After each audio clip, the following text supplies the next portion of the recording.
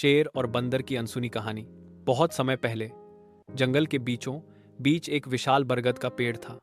उस पेड़ पर बंदरों का एक बड़ा झुंड रहता था। उसी जंगल का राजा था एक शक्तिशाली शेर सिंहराज। शेर रोज शिकार करता, जंगल में दहाड़ता और सब जानवर डरकर उसके रास्ते से हट जाते।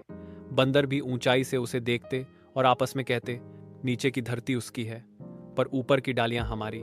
एक दिन शेर को गहरी चोट लग गई। उसका पंजा कांटे से घायल हो गया और वह शिकार नहीं कर पाया।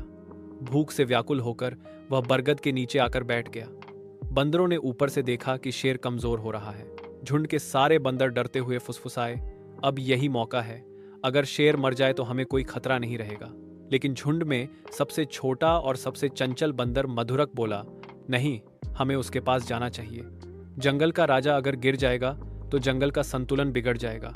कोई और जानवर राजा बनेगा तो शायद हमें ही मार डाले। झुंड ने उसकी हौंसी उड़ाई, एक बंदर शेर की मदद करेगा? पागल हो गया है क्या? मगर मधुरक चुपचाप नीचे उतरा। उसने पेड़ से औषधीय पत्ते तोड़े और शेर के पंजे पर रख दिए।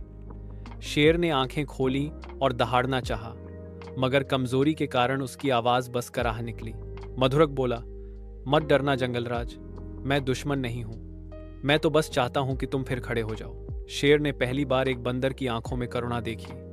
धीरे धीरे दिन बीते। मधुरक रोज औषधीय पत्ते और फल लाकर शेर की सेवा करता रहा। कुछ ही हफ्तों में शेर का पंजा ठीक हो गया और वह फिर से दौड़ने, शिकार करने लायक हो गया।